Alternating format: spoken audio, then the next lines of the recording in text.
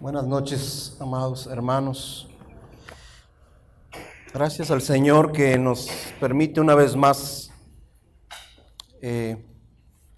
abrir nuestras Biblias, estudiar su palabra, conocerle a Él y adorarle, porque Él es el único digno, como acabamos de cantarle.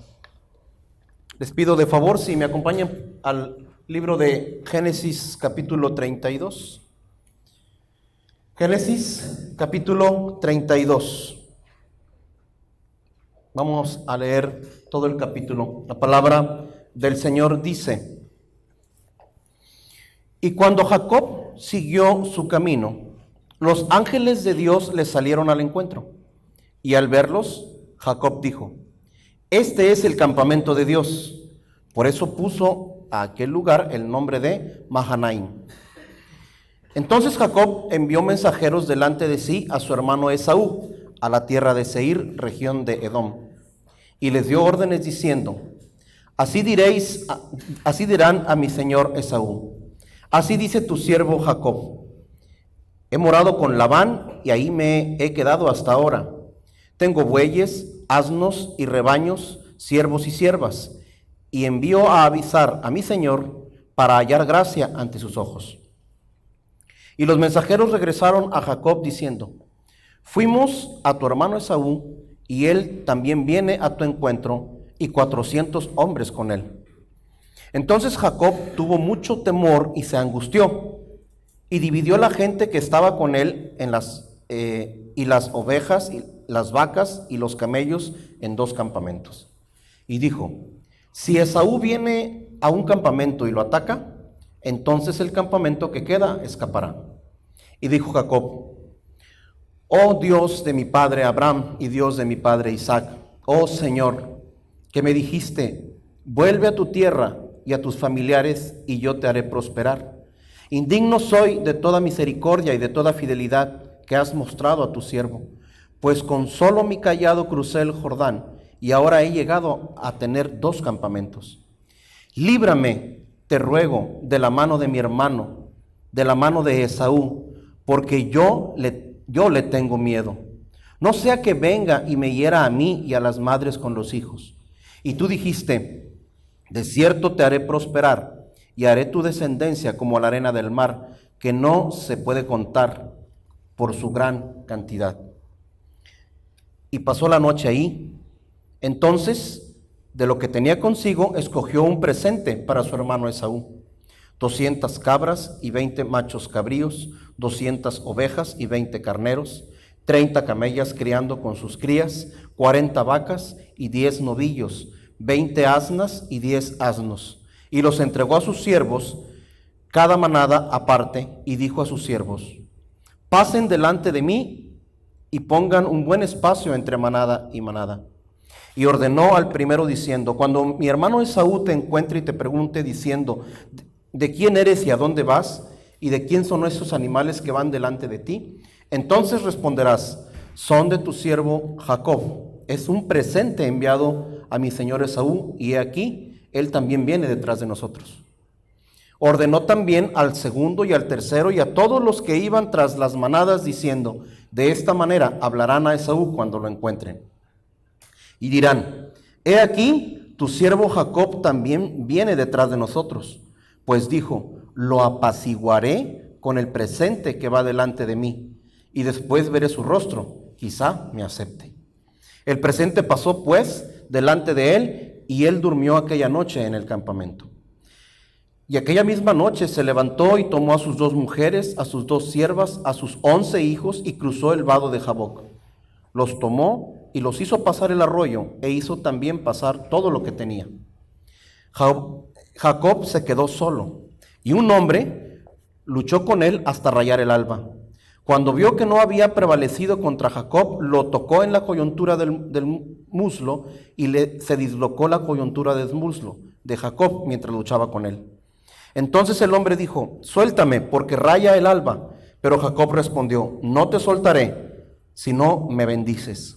Y él le dijo: ¿cómo te llamas? Y él respondió: Jacob. El hombre dijo: ya no será tu nombre Jacob, sino Israel, porque has luchado con Dios y con los hombres y has prevalecido. Entonces Jacob le preguntó y dijo: dame a conocer ahora tu nombre. Pero él respondió: ¿para qué preguntas por mi nombre? Y lo bendijo ahí.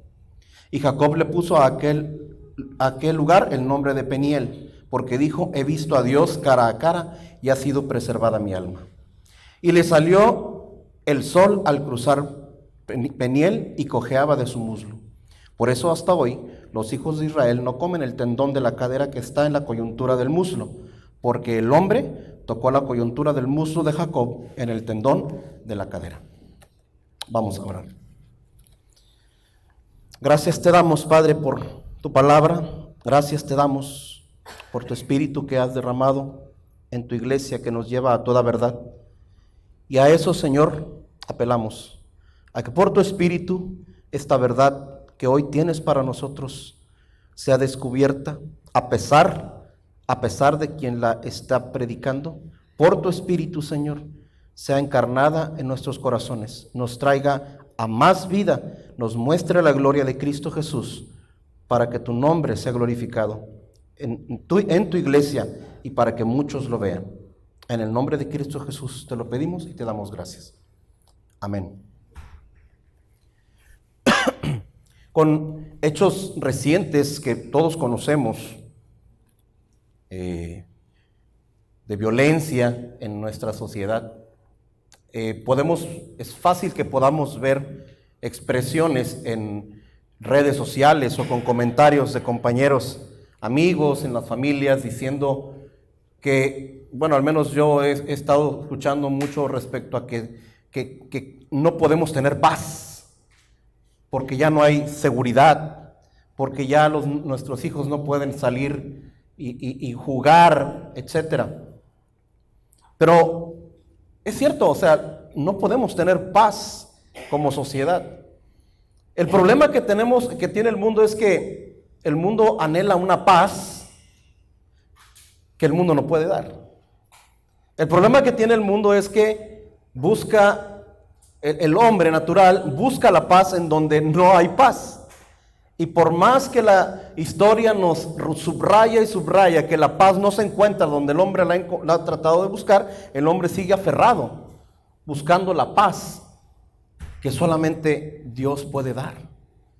La verdadera paz es producto de una bondad que Dios derrama sobre el hombre, y de tal manera que el hombre puede hasta no tener paz con Dios, puede tener la paz de Dios. Y solo entonces es que se puede, no importa las circunstancias que vivamos en nuestra sociedad, que cada vez son peores, podemos nosotros descansar en esa paz de Dios. Pero ¿cuál es el problema? Que esa paz la otorga Dios. Y que esa paz tiene un precio. Y es un precio que implica muerte. El pasaje que hoy vamos a estudiar nos narra un acontecimiento en la vida de Jacob, que, como ya nos lo adelantó nuestro hermano Hugo, se vio envuelto en una situación en donde su paz, la paz de su corazón, pues desapareció por causa justamente de su pecado. Y no fue hasta que Dios intervino en la vida de Jacob, particularmente en esta situación, para que él pudiera conocer esa paz de parte de Dios. Y antes de revisar este pasaje, quisiera que hiciéramos nada más un contexto de en dónde estamos situados y sobre todo lo que acontece o lo que atañe a la vida de Jacob, porque es el personaje del que está hablando el texto. No es el personaje principal, porque el personaje principal del texto es el Señor. Sin embargo, a través de Jacob el Señor nos muestra algo, y queremos que por su Espíritu eso salga y podamos ver la enseñanza que Dios tiene para nosotros a través de este instrumento humano que fue Jacob. Nosotros hemos visto en pasajes anteriores, en estudios anteriores, cómo Jacob fue un hombre que su propio nombre lo identifica como el engañador, como aquel que le robó la primogenitura a su hermano. Ustedes lo recuerdan en Génesis 24, ¿sí? Le robó la primogenitura, que aunque su hermano en realidad despreció la primogenitura, pues en el corazón de su hermano, de Esaú, estaba claro que había sido, que Jacob había sido quien le haya robado eso, ¿verdad? Después vemos también en Génesis 27 que Jacob no solamente robó la primogenitura de Esaú, sino que además le robó su bendición. Además le robó su bendición en complicidad con su madre. Y ustedes ya conocen la historia, no vamos a entrar en detalles, pero a final de cuentas, delante de los ojos de Esaú, él era culpable de haberle robado también su bendición. Entonces, pues era un hombre que no se había desempeñado de alguna manera como un hombre de Dios, mostrando el carácter de Dios. Vemos también que después de estos pecados de Jacob, como consecuencia de los pecados de Jacob, y además por esa forma en la que se aferró al amor de Raquel, pues también cayó en una situación en la que prácticamente estuvo en esclavitud, que fue lo que hemos estudiado hasta ahorita. Ustedes vieron, por ejemplo, vimos en Génesis 29 cómo, por ejemplo, Jacob le sirve 7 años a su suegro Labán, y después otros 7 años por causa de que su suegro le cambió a la mujer. Y luego vemos que en el Génesis 31, vemos que la palabra nos dice que el suegro le cambió 10 veces el salario, ¿sí? Y por causa de esto, en Génesis 31 vemos que Jacob sale huyendo de su suegro Labán. En Génesis quisiera que viéramos, porque en Génesis 31, versículo 41, Génesis 31, versículo 41, a final de cuentas, pues estamos ahí enseguidita. Fíjense, yo considero que este es un resumen de la situación que Jacob tiene hasta este momento. Dice, está hablando Jacob con su suegro Labán y dice: estos 20 años he estado en tu casa, 14 años te serví por tus 2 hijas y 6 por tu rebaño, y 10 veces cambiaste mi salario. Versículo 42, si el Dios de mi padre, Dios de Abraham y temor de Isaac, no hubiera estado conmigo, ciertamente me hubieras enviado ahora con las manos vacías. Pero Dios ha visto mi aflicción y la labor de mis manos, y anoche hizo justicia. O sea, Jacob le está reclamando a su suegro cuál ha sido su situación hasta ese momento, y prácticamente le está diciendo: he sido un esclavo tuyo por 20 años. Y Génesis 31 nos narra que Jacob sale huyendo de su suegro Labán. Sin embargo, el suegro Labán va tras él, ¿verdad? Va tras él. Génesis 31 nos narra esta situación en donde Labán va tras su yerno, y luego el problema que hay con sus dioses, ¿verdad? Que una de sus hijas, justamente Raquel, se llevó sus dioses, de los dioses familiares, y a final de cuentas sigue el conflicto entre Jacob y Labán. O sea, el conflicto sigue, y Génesis 31, versículo 44, nos aparece ahí un pacto en donde Labán le propone a Jacob: ¿sabes qué? Vamos a hacer un pacto, y establecen los lineamientos del pacto, y hasta ahí vamos a decir que hasta ahí terminó el problema entre Jacob y Labán. Pero como dice Jacob en el versículo 42, si Dios, el Dios de mi padre, no hubiera estado conmigo, ciertamente me hubieras mandado con las manos vacías. Sabemos, por supuesto, que quien a final de cuentas está detrás de toda escena es el Señor. El Señor concedió a Jacob la libertad, lo libró de Labán. Por el método que haya sido, un pacto ahí que propuso Labán, pero a final de cuentas, Dios por fin libera ¿a quién? A Jacob. Y dice, termina el capítulo 31, donde dice, el versículo 55, dice, Labán se levantó muy de mañana, besó a sus hijos y a sus hijas, los bendijo, entonces partió del lugar.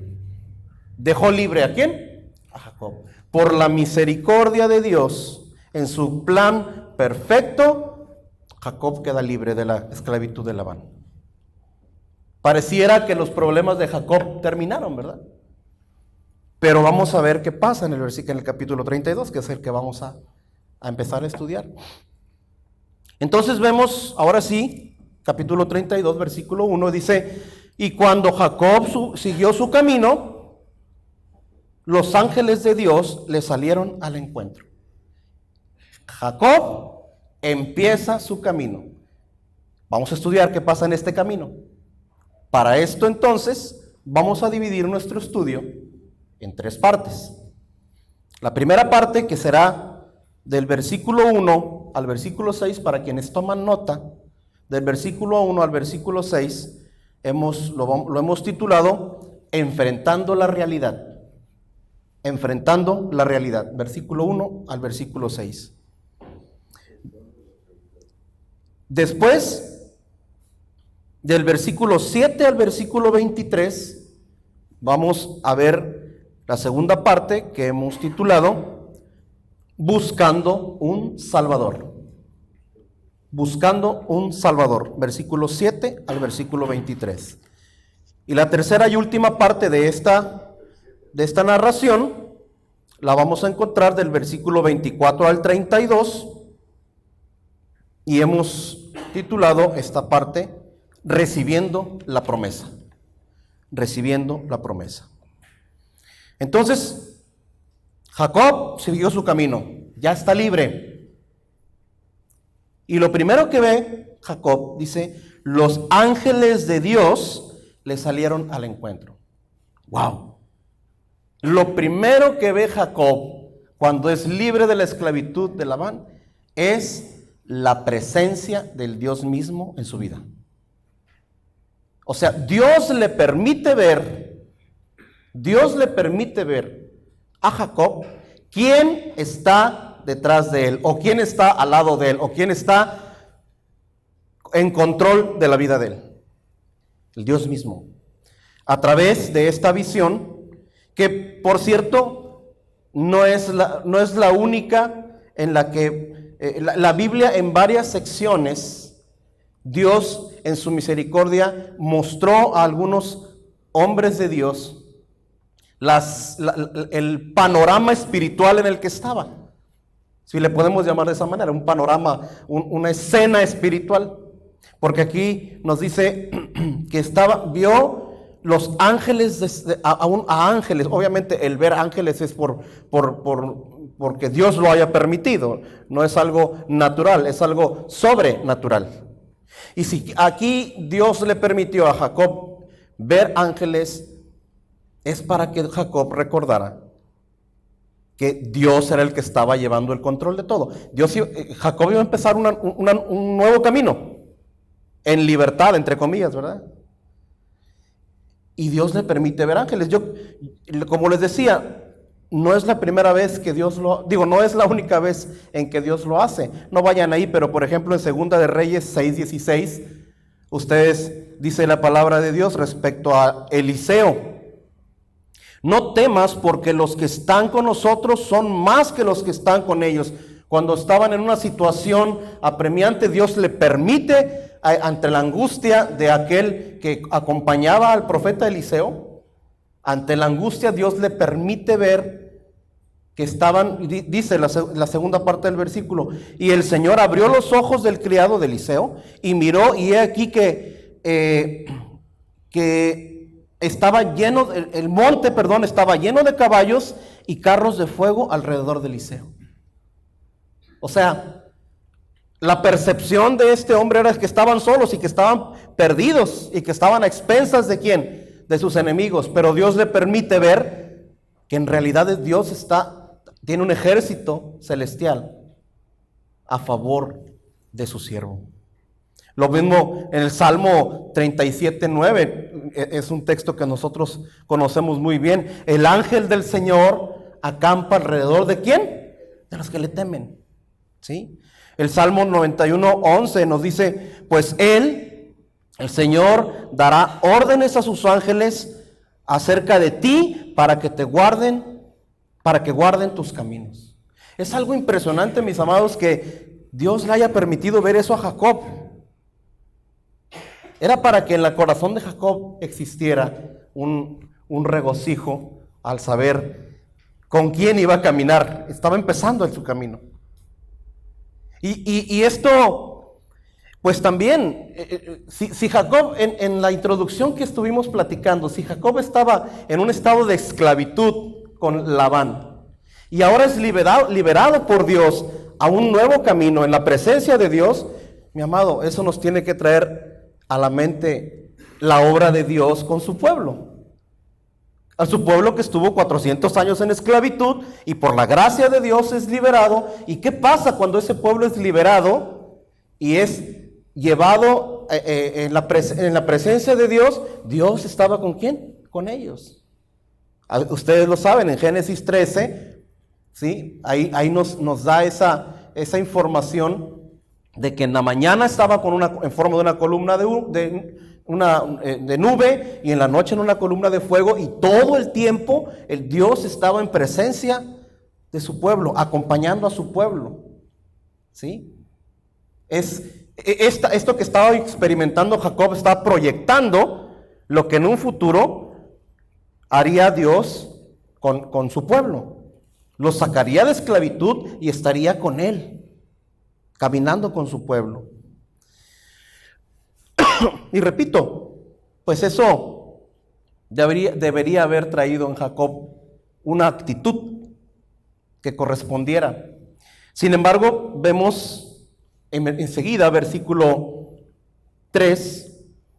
Bueno, y de paso, por la segunda parte del versículo 2 dice, al verlos Jacob dijo, este es el campamento de Dios. Por eso puso a aquel lugar el nombre de Mahanaim, 2 campamentos. O sea, aquí está no nada más mi campamento, ¿verdad?, terrenal, sino también está el campamento ¿de quién? De Dios. ¿Sí? A favor de Jacob.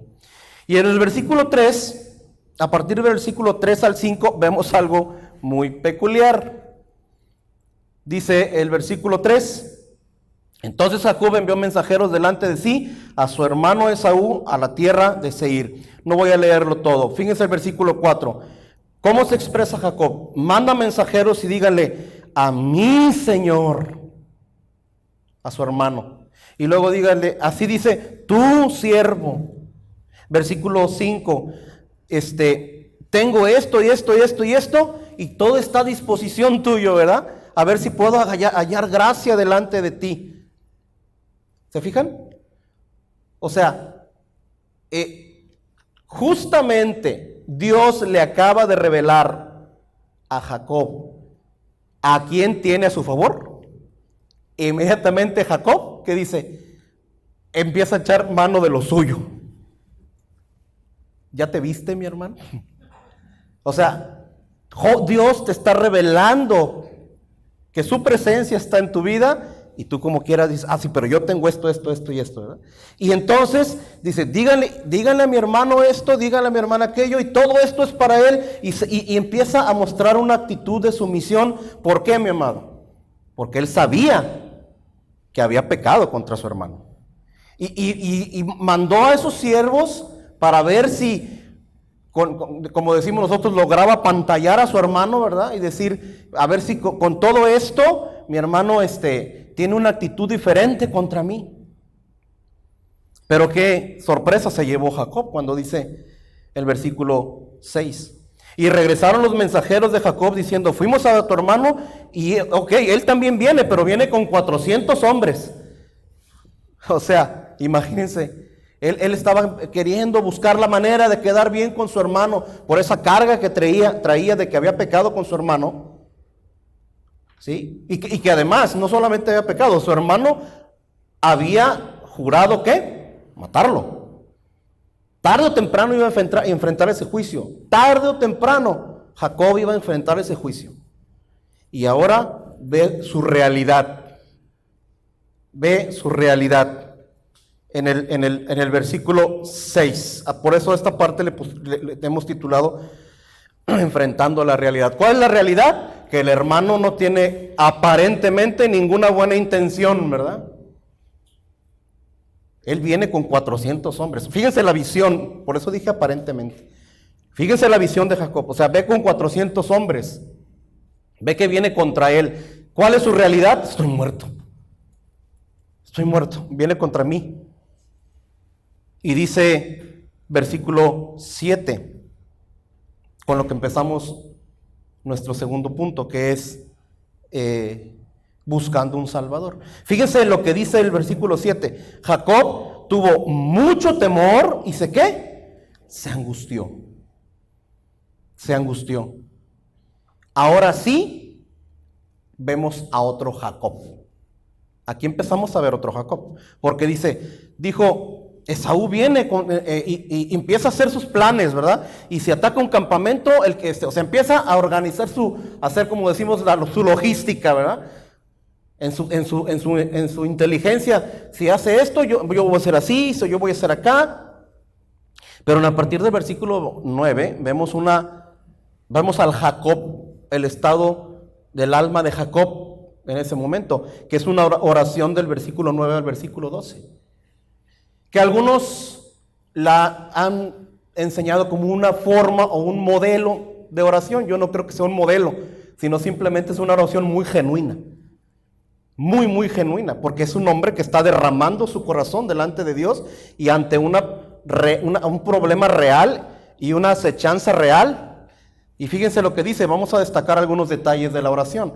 Y dijo, versículo 9, y dijo Jacob, oh Dios de mi padre Abraham y de mi padre Isaac. ¿A quién se refiere? A ese Dios del pacto. Jacob sabía que estaba delante de un Dios con quien sus padres habían hecho ¿un qué? Un pacto. Si no existiera, mi amado, ponte a pensar hasta aquí. Si no existiera ese pacto, ¿con qué confianza llegaba Jacob? Él ya sabía que podía llegar delante de ese Dios, no porque él se mereciera algo, sino porque ya había habido un pacto. Estaba apelando a algo que no dependía de quién, de él. Que dependía de sus padres. Y no de sus padres, sino del pacto que hizo Dios con sus padres. Y luego dice, versículo 10, bueno, apela al pacto en versículo 9, versículo 10, que dice, indigno soy de toda la misericordia y la fidelidad que has mostrado a tu siervo. Indigno soy. Indigno. No merezco que ni lo que has hecho por mí, ni lo fiel que has sido conmigo, ni siquiera merezco pertenecer al pacto. O sea, reconoce que él no tiene ningún mérito para que Dios lo escuche. Es por razones de ¿qué? Del pacto. Es por razones del pacto. Indigno soy de toda misericordia. Versículo 11. Ahora sí, viene la petición. Líbrame, te ruego, de la mano de mi hermano. Líbrame, te lo ruego. Qué oración más, ¿cómo se puede decir? Sencilla, ¿verdad? No está utilizando palabrería, no está adornando su oración. No, es un hombre angustiado porque tiene el peso de un juicio encima. Porque su vida está corriendo peligro. Y dice, líbrame de la muerte porque mi hermano me quiere matar. Y dice el versículo 11, y yo tengo mucho miedo. Yo tengo mucho miedo. Es una oración además sincera. Apela al pacto, reconoce su indignidad y es sincero.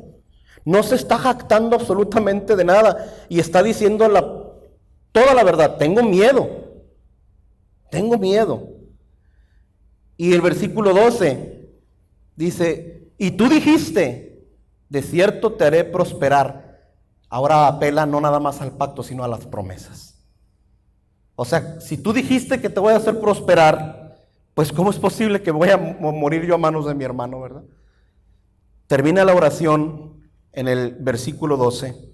Y sí es, pues es muy, vamos a decir, salta del pasaje, no como un tema principal, pero sí salta la forma en la que Jacob oró. ¿Sabes por qué, mi amado? Porque quiero que comparemos la oración que hizo Jacob en Génesis capítulo, ahorita te digo, Génesis capítulo 28.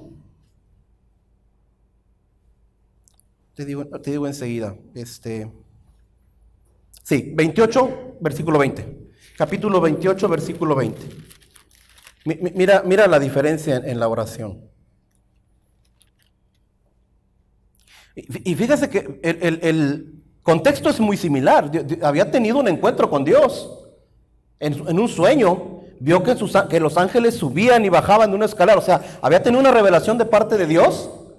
Pero vean el corazón de este Jacob. Dice el versículo 20. Entonces Jacob hizo un voto y diciendo, si Dios está conmigo y me guarda en este camino en que voy y me da alimento para comer y ropa para vestir y vuelvo sano y vuelvo a la casa de mi padre, entonces el Señor será mi Dios. ¿Te fijas de esa oración?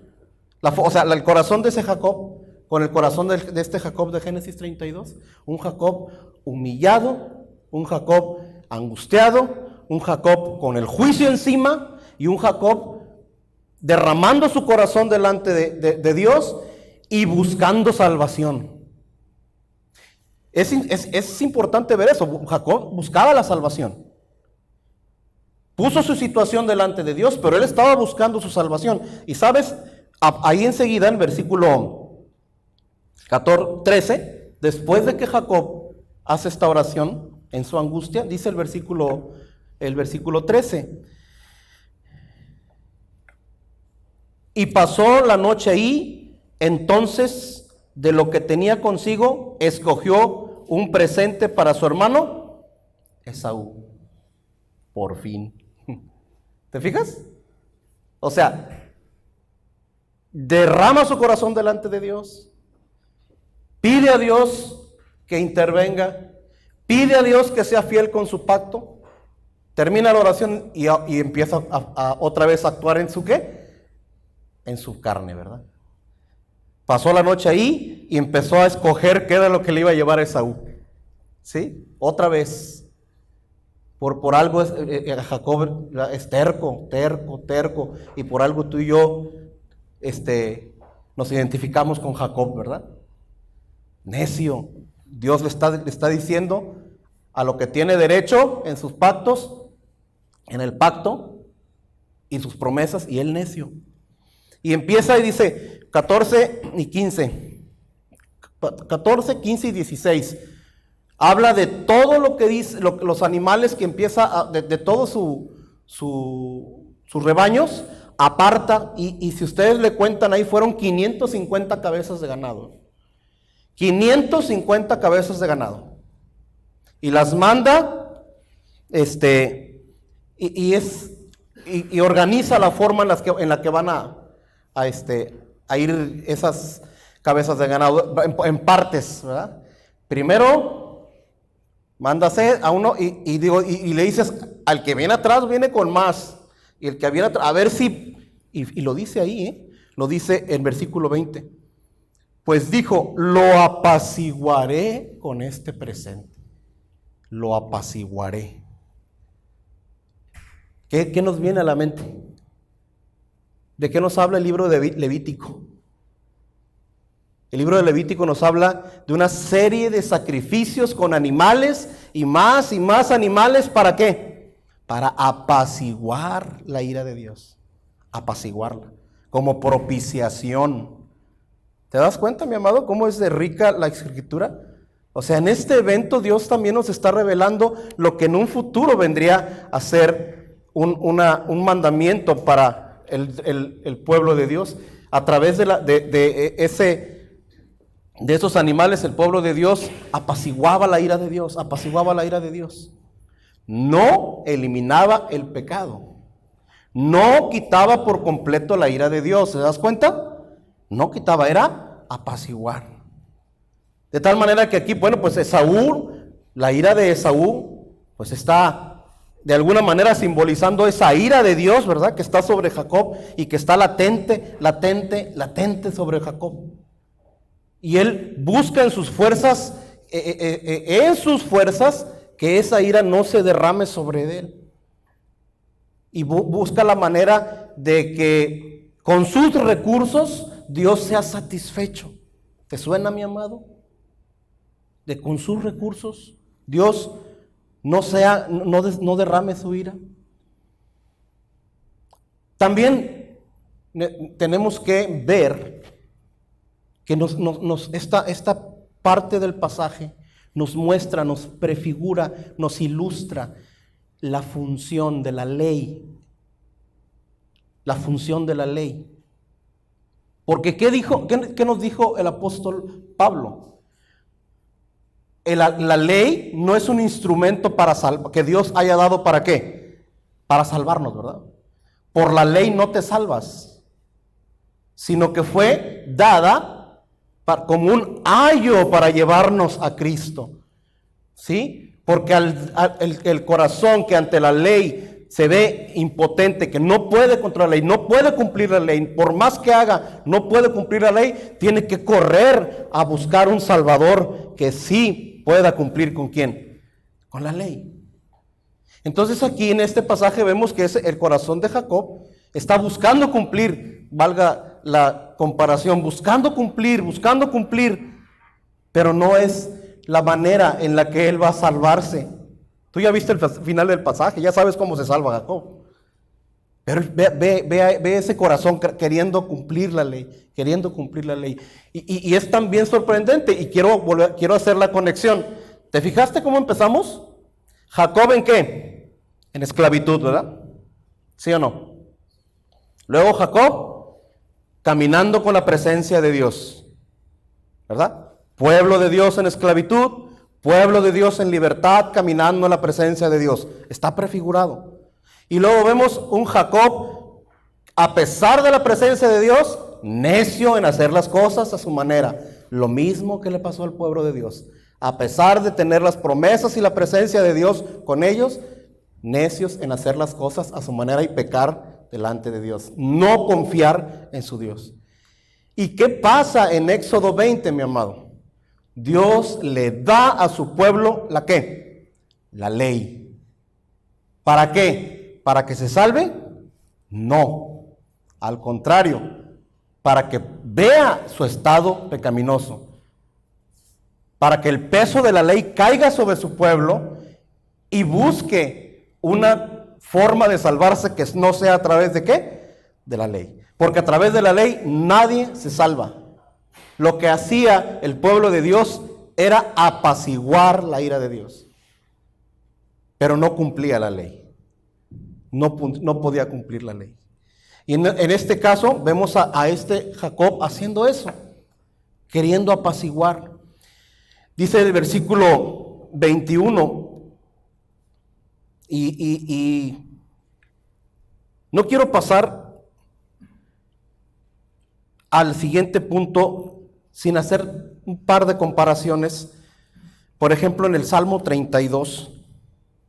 Vamos al Salmo 32, por favor. Porque es sorprendente ver el corazón, el estado del corazón ante una circunstancia así. Salmo 32, versículo 3.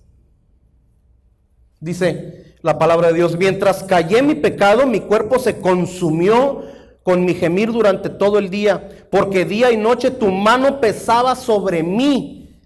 Mi vitalidad se desvanecía con el calor del verano. Ese es el estado del corazón que tiene la ley encima.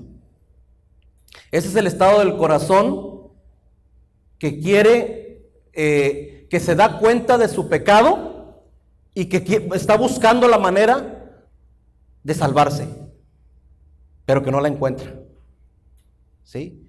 Dice aquí, de día y de noche tu mano pesa sobre mí, pesa. El alma está cargada.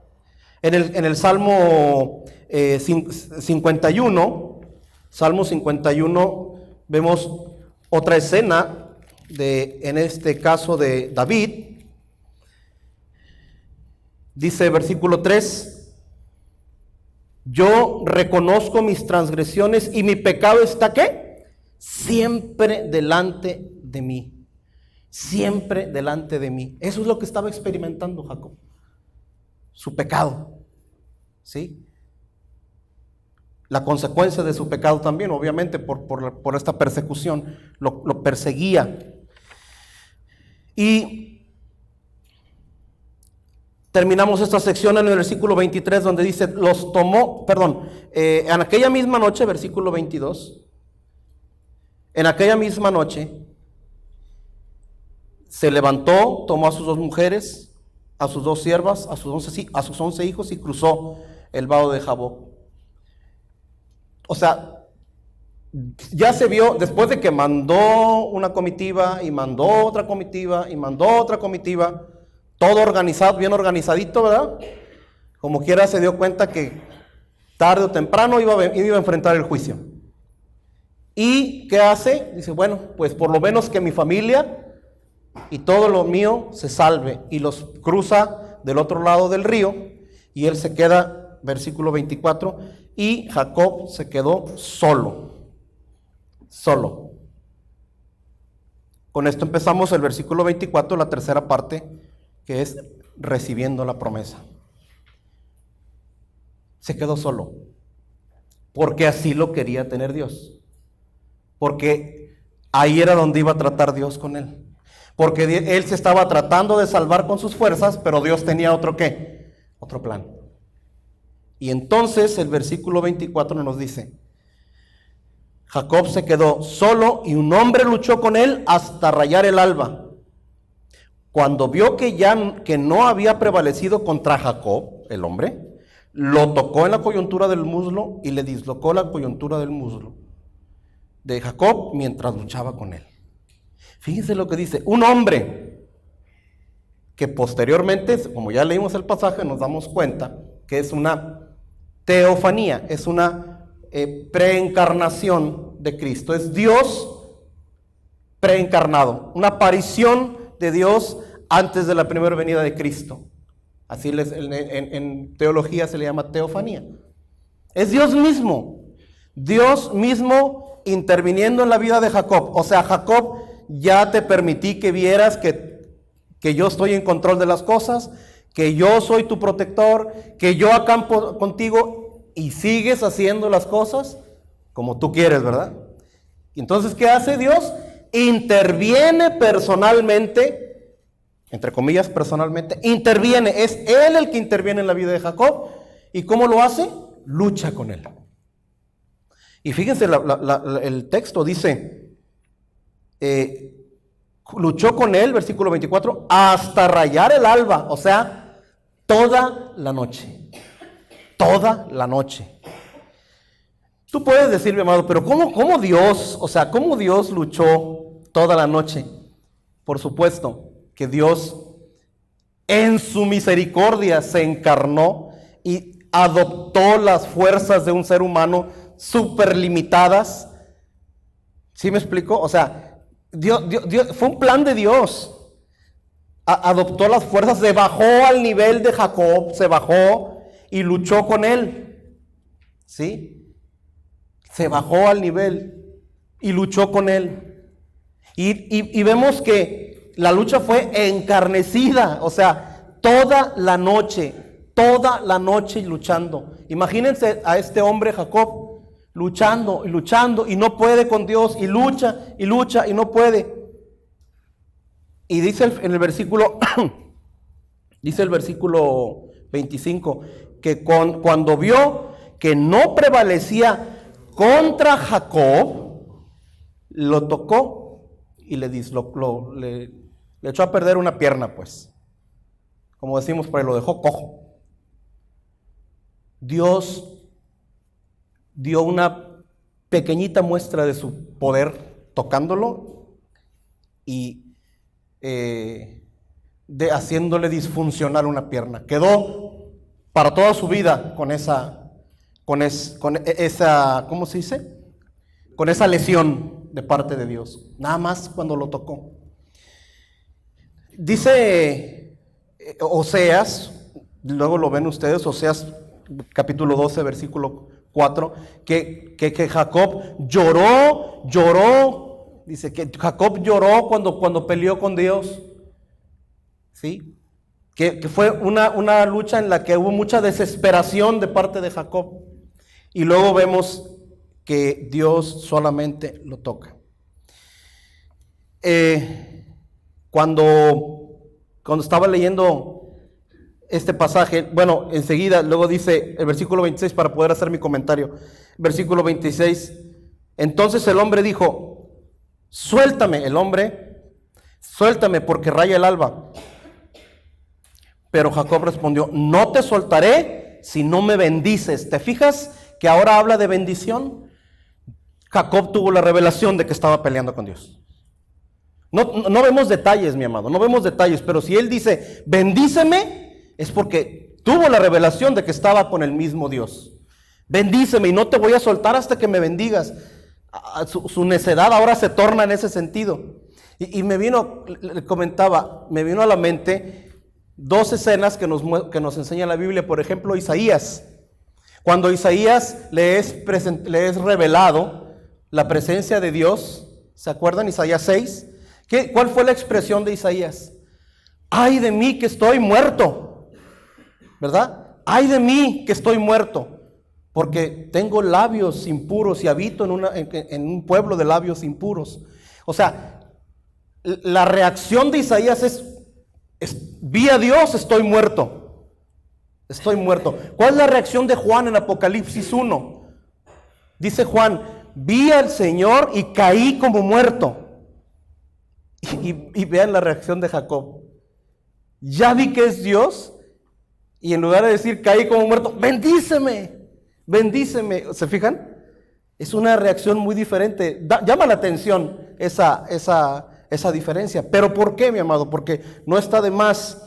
Vemos aquí entonces que este hombre luchó con el Señor y después de esto su vida ya no fue la misma. Quedó, ¿cómo se dice? Herido de su pierna, de por vida.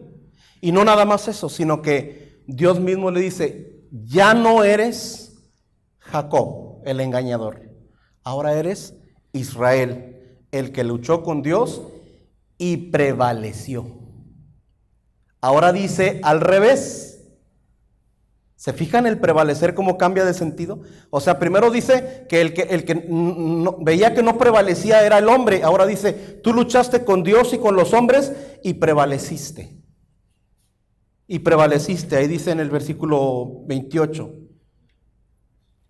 ¿Sí? Luchaste con Dios y con los hombres y prevaleciste. Mi amado, podemos ver aquí entonces dos cosas muy importantes.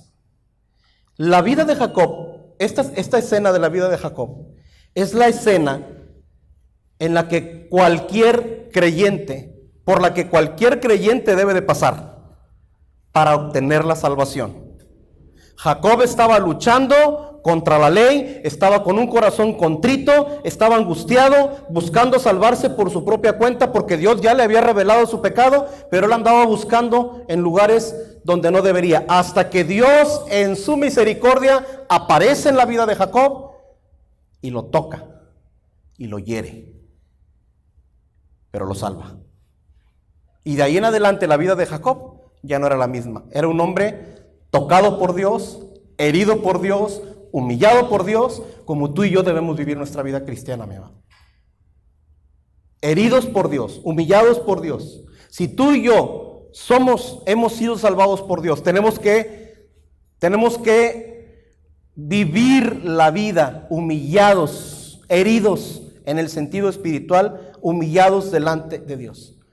En ningún momento podemos jactarnos de que por cualquier razón de nosotros somos salvos. Hasta que Jacob no pasó por esa experiencia, hasta entonces estaba preparado ya para recibir a Esaú. ¿Te fijas? ¿Quién era Esaú? ¿Quién dijimos que era Esaú? Esaú estaba simbolizando la ley, ¿verdad? La ley, el juicio. Tú y yo, mi amado, no podemos ir al juicio de Dios si antes no fuimos salvados por Dios. Si antes no fuimos heridos por Dios. Si nuestra vida no es una vida de humillación delante de Dios, producto de su obra en nuestra vida, cuando nos mostró la ley y cuando nos mostró que no podíamos hacer nada contra la ley y nos mostró la cruz y corrimos a la cruz. Hasta entonces es que pudimos ser salvos. Pero mi amado, aparte, podemos ver aquí que Jacob, por eso subrayé el que prevaleció Jacob ahora. Porque ¿quién, mi amado, quién prevaleció luchando contra Dios y contra los hombres? ¿Quién prevaleció? ¿Quién luchó contra Dios y prevaleció? ¿Quién luchó contra los hombres y prevaleció? Solamente hay uno, Jesús. ¿Luchó contra Dios? Sí, mi amado. No en el sentido literal, pero fue hecho pecado por causa de tu transgresión y la mía. Fue aborrecido por causa de tu transgresión y la mía. Fue enemigo de Dios por causa de tu transgresión y la mía. Él es el único que luchó con Dios y prevaleció. ¿Sabes por qué? Porque logró la victoria. La victoria, entre comillas, que obtuvo Jacob aquí, que no fue victoria de Jacob, a final de cuentas, porque quien acabó la pelea fue el Señor. Pero esa victoria que Jacob, el hecho de que Jacob no haya sido consumido ya fue la victoria. Prevaleció, le permitió Dios seguir viviendo. Eso es lo que tú y yo obtenemos por la obra de Cristo. El único que prevaleció delante de Dios y sobre quien Dios descargó su ira fue Jesucristo. Y esa victoria es tu victoria y es mi victoria sobre el pecado, sobre el poder de la ley. Es Jesucristo. Y prevaleció contra los hombres, por supuesto, ¿sí? Porque todos los hombres lo humillaron, todos lo odiaron. Bueno, los evangelios nos muestran que fue humillado, fue odiado y prevaleció porque Dios lo levantó de los muertos. ¿Te das cuenta, mi amado, cómo vemos en Jacob esa figura del que iba a prevalecer? Y lo más importante, el título de este punto fue la bendición, la promesa recibida. ¿Qué fue lo que le pidió Jacob a ese hombre?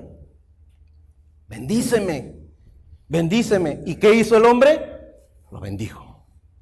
Y esa bendición, mi amado, es la bendición que tú y yo recibimos en Cristo Jesús. Que solamente Cristo recibió para nosotros. Aquel que está en Cristo. En Cristo somos objeto de esa bendición de Dios. Que estaba prefigurada aquí. Estaba prefigurada porque lo bendijo. ¿Sí? Y termina el pasaje donde Jacob le puso a ese lugar Peniel, porque dijo, he visto a Dios y prevaleció mi vida. ¿Te fijas? Prevaleció mi vida. Y versículo 31 dice, y le salió el sol al cruzar Peniel y cojeaba de su muslo. ¿Te fijas cómo está escrito? No dice y salió el sol, y le salió el sol.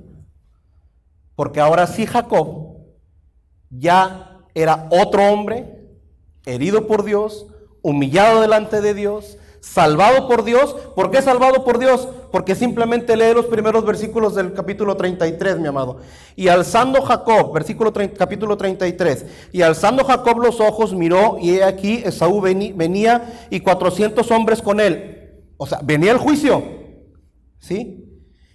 Y Lea y Raquel y las dos siervas, y puso a las siervas con sus hijos delante, y Lea con sus hijos después, y a Raquel con José en último lugar. Y él se les adelantó y se inclinó al suelo 7 veces en señal de humillación, hasta que llegó cerca de su hermano. Entonces Esaú corrió a su encuentro y lo abrazó, acechándose a su cuello, lo besó y lloraron. Jacob fue perdonado. Jacob fue perdonado después de tener la ira sobre de él, después de que su alma se angustiaba por causa de su pecado, pero después de que Dios intervino, Jacob fue perdonado. ¿Te fijas, mi amado? Solamente interviniendo Dios en tu vida, solamente por el sacrificio de Cristo, de Cristo, al ser enviado por Dios, tomar tus pecados, descargar la ira, herirlo y que Él haya prevalecido porque se levantó de los muertos, entonces es que esa bendición es tuya y mía. Qué tremenda gracia. Y qué tremendo nuestro Dios, que en el capítulo 33 del primer libro de la Biblia nos esté narrando ese perfecto plan con tantos detalles. Con tantos detalles. O sea, ¿cómo podemos vernos ahí y ver a ese Dios de gracia? Que Dios nos ayude a poder ver todas esas riquezas. Porque las riquezas que Dios derramó en Cristo Jesús son para ti y son para mí. Y que no andemos buscando como Jacob salvación en otro lugar. Ni andemos buscando como las gentes del mundo la paz en otro lugar. Porque la paz de Dios la encontramos solamente en Cristo Jesús. Y la paz que tú y yo necesitamos para atravesar este valle de sombra de muerte solamente puede venir del conocimiento cada vez mayor del príncipe de paz. Nada más, mi hermano. Yo normalmente no titulo los sermones. En primer lugar, porque a veces es muy complicado titularlos. Pero si hoy pusiéramos un título a este sermón, yo pensé en el Salmo 63:3. Su misericordia es mejor que la vida. Vamos a orar. Gracias te damos, Señor. Gracias por ese precioso Salvador. Gracias que nos muestras cuán Jacob somos, Señor. Cuán necios somos en aferrarnos a nuestros propios métodos, a nuestras propias formas. Pero gracias que en tu misericordia tú actuaste, Señor. Tú interviniste en medio de nuestra aflicción cuando nos concediste el darnos cuenta de nuestro pecado, de nuestra esclavitud, y tú nos libraste, Señor, en Cristo Jesús. Ayúdanos a vivir así, inclinados, como lo hizo Jacob con Esaú. Inclinados delante de tu presencia, esperando misericordia, Señor. Ayúdanos a vivir esperando tu misericordia y confiando, Señor, en la promesa que desde Abraham, que desde Adán hemos recibido de salvación por Cristo Jesús. Ayúdanos, Señor, a ver las riquezas de tu gloria que son en Cristo Jesús, porque solamente podemos así vivir plenamente en medio de este mundo. Y ayúdanos a proclamarlo y a brillar en medio de las tinieblas de este mundo, Señor, para que tu nombre sea conocido, para que Cristo sea proclamado y adorado, para que tu iglesia realmente represente aquella que se unirá contigo para siempre. En esa esperanza queremos estar, solo para tu gloria. En Cristo Jesús te lo pedimos y te damos gracias. Amén.